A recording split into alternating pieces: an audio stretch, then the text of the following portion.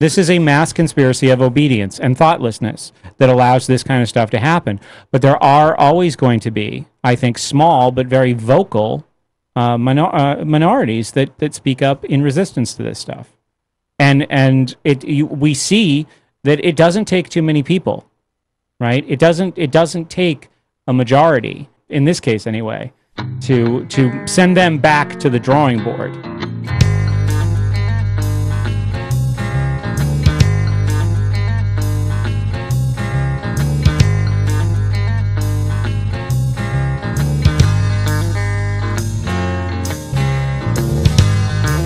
So today we have something called Common Core. This Michael Chapman period, Education for Sustainable Tyranny, and this Dumb and Dumber video, 10 years ago. The Peg Luxic, Who Controls Our Children, 10 years before that.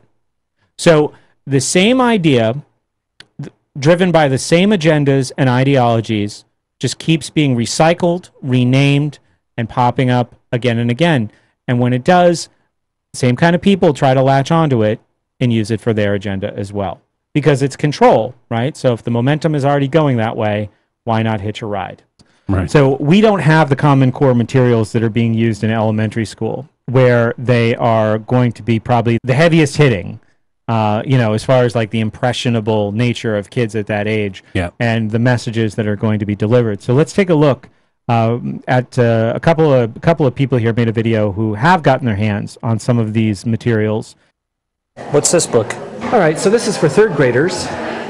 But one thing I noticed as I went through third and fourth and fifth and sixth and seventh grade is they all had this similar theme.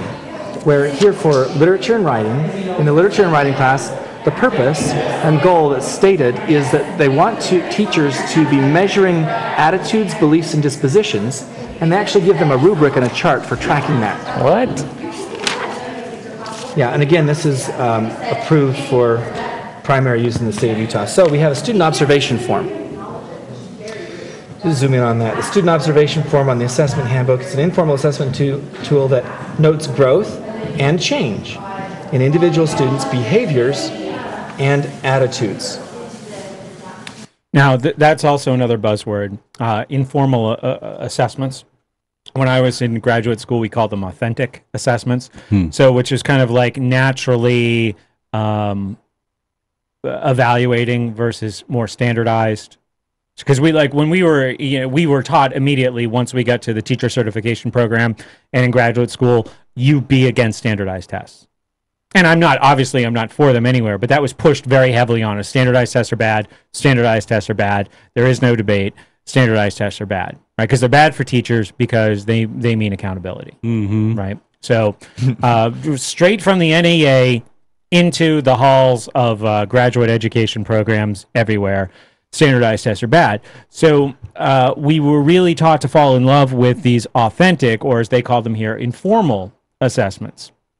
But that allows a lot of stuff to be pushed into the minds of these kids that isn't going to show up, on some form that gets sent home to parents, but it is going to show up somewhere. Gatto wrote this other article where he said, like, in the 80s, he's like, you do have a permanent record, right? And it sounds like, well, that's kind of a tinfoil hat thing to say. But if this is what he was talking about, it is true that this information is being recorded and cataloged and delivered to interested parties. And the Who Controls Our Children video explains it all very well. Who wants this information and why? Point of interest, Ustreamer 156518 points out that Peg Luxic video was from 1992. And so in the rubric here, does the student effectively use the first person plural, we and our, to advocate ways to solve social problems? What? Yep. Goodness. There is no, what's that Rand book, Anthem? Yeah. And there is no I. There is no I. Yeah. I didn't even realize that they were measuring how often children are saying we and our. That's really scary. That's even further beyond what I even thought that they were like cataloging, in public schools. Yeah, that is actually kind of like deeply terrifying. Yes. Are they learning how to do that?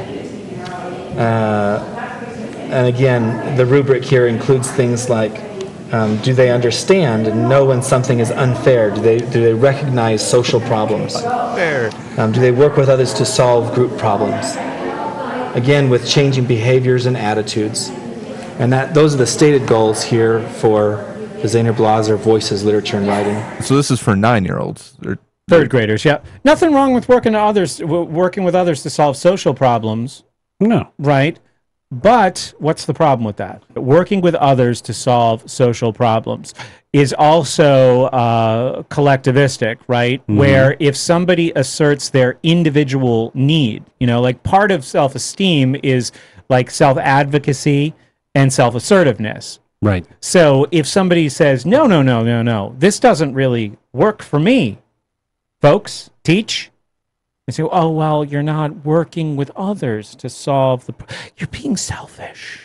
And what was the one before that? Fairness? Fair. Yeah, it's like, I think one of the best lessons I learned as an adult was there's no such thing as fair. Fair is something someone told you that was a lie, and you shouldn't take it seriously because it just doesn't exist in the universe. And the closer you get to, or the faster you learn that, the happier you're eventually going to be. And so the fact that they're trying to tell people that, oh, you should try to be fair, or that fair is something that actually exists, that just is very bothersome. So it's a filler word for like a more complex problem, because there is times when you want to be fair. There's equitable, right? There's like equal shares, and to have, to transfer equal amounts of value, and to get to like trade and exchange, you can claim that is fair, but it's reciprocity. Really. Right. You're right. Mm-hmm. That's a much better definition than fair. So it's a more complex problem of human negotiation than to just say, nope, we're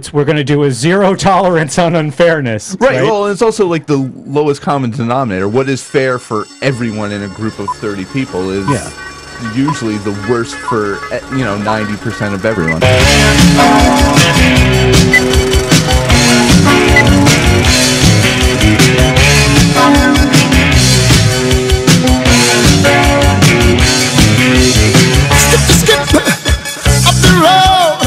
Up the school you go.